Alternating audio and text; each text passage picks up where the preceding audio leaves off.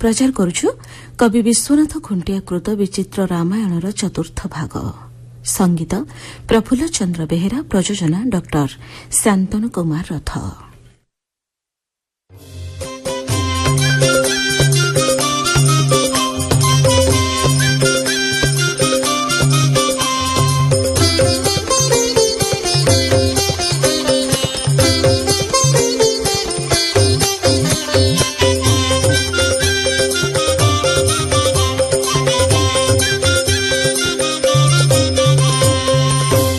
पूर्व अध्याय निजर दुख लाघव करने देवता माने विष्णु को आकुल प्रार्थना करथिले।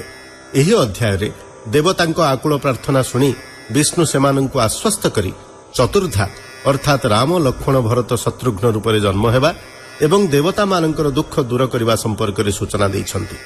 एहा परे जनक ऋषि तपस्या समय मेनका अप्सरी को देखी सेभली सुंदरी कन्या पाई कामना करिछंती। मेनका सीता जन्म संपर्क में सूचना दैछंती एवं वेदवती रावण प्रसंग कहिछंती।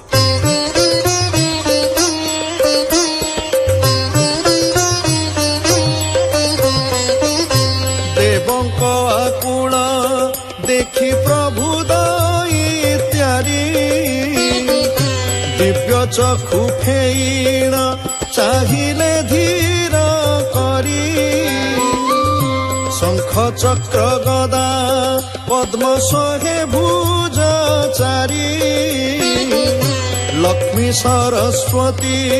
पासे खटंती तांकरी ब्रह्मा मुख चाहिण कहंती नारायण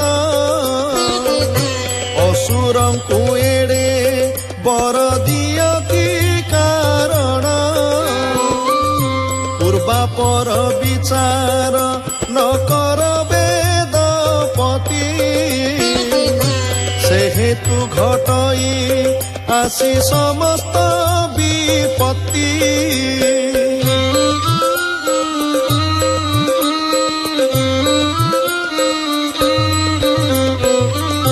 वृथा देव गणे आउ न कर भावना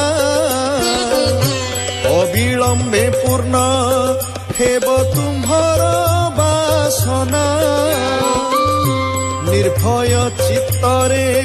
जाओ निज निज धाम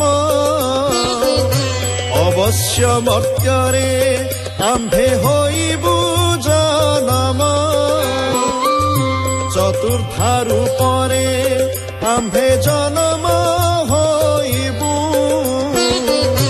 असुर बल मारिण महिउ श्वासिबु एहा शुणी देव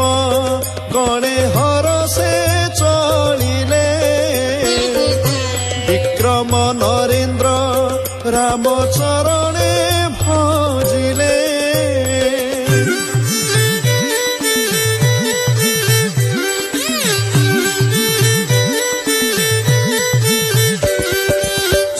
हे सुजन जने होई एक मन सुधा सम रामायण पवित्र आख्यान शतखंड मध्यरे मिथिला नामे देश तथि अधिपति जे जनक नरईश बड़ई प्रतापी राजा अति भाग्यवंत ताहार कुलरे जहु नोहिला कपुत्र दिनो दिन दुखानल होई प्रज्वलित स्थूल तनु कृश करी दियंती नियत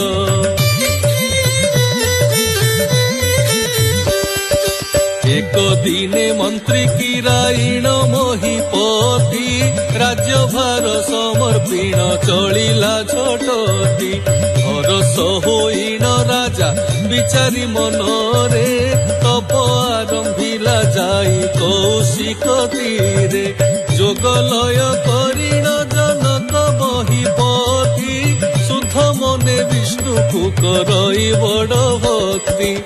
ओलाई साहस मने निश्चले रहिला विक्रम कहे परी केते दिन गला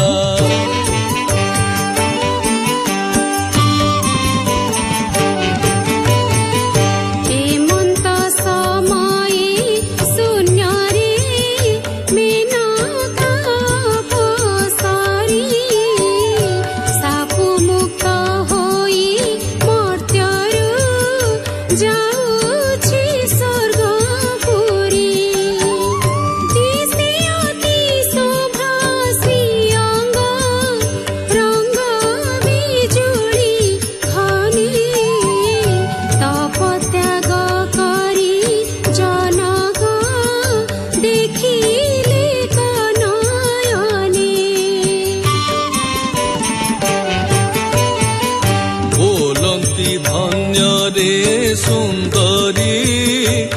ଧନ୍ୟ ତୋରୁ ପରାଶି ଧନ୍ୟ ବିହିତ ତେ ଗଢ଼ିଲା କେତେ କାଳ ହିଁ ବସି ନାହିଁ ନାହିଁ ଶୋଭା ସୁନ୍ଦରୀ ତୋହ ପରି ଜଗତେ ଏସନ ସଦୃଶ କୁମାରୀ ଯେବେ ମିଳନ୍ତା ମୋତେ ପୁତ୍ର ଠାରୁ ସତ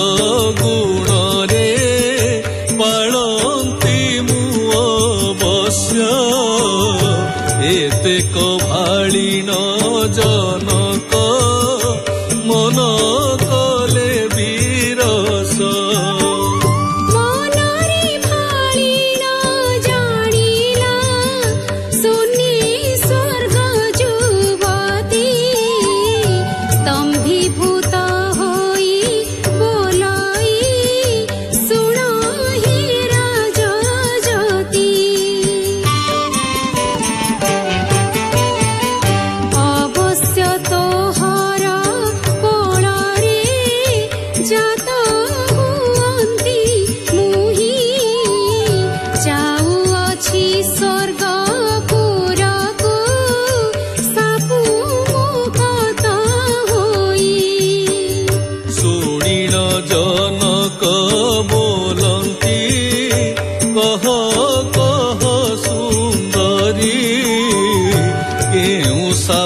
ଯୋଗୁ ମର୍ତ୍ତ୍ୟରେ ଥିଲୁ ତୁ ଅବତରୀ ଏ ବଚନ ଶୁଣି ମେନକା କହଇ ହସି ହସି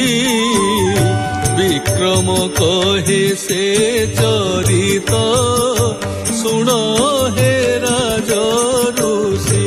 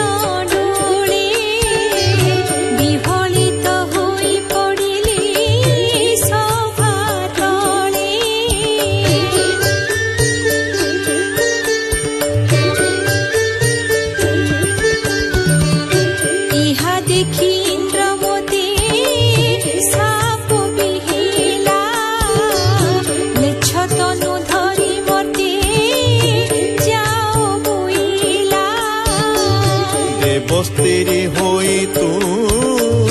ପାପ ଆଚରିଲୁ ମୋ ପୁତ୍ରକୁ ଦେଖି କାମେ ବଶ ହୋଇଲୁ ଏତେ କହି କୋପ କଲା ସହସ୍ର ଲୋଚନ ବହୁ ବିନୟ କହିଲା ମୁକ୍ତି ବିଧାନ କିଛି କାଳେ ଗିରି ଯା ଦର୍ଶନ ପାଇବୁ ମ୍ଲେଚ୍ଛ ତନୁ ଛାଡ଼ି ତୁ ସ୍ୱର୍ଗକୁ ଆସିବୁ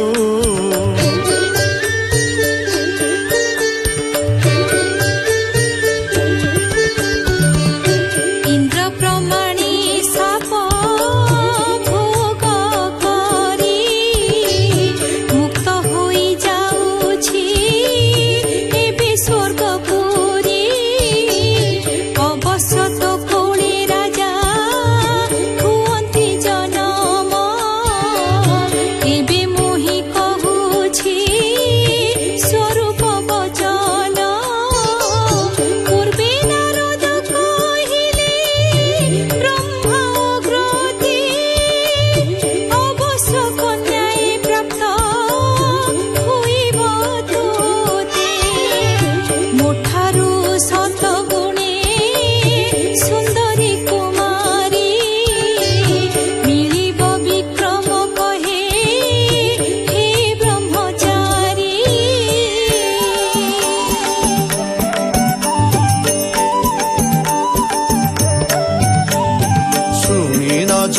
ପୁଛନ୍ତି କହ କହ ସୁନ୍ଦରୀ ହିମନ୍ତ ପ୍ରକାରେ ପ୍ରାପତ ମୋତେ ହେବ କୁମାରୀ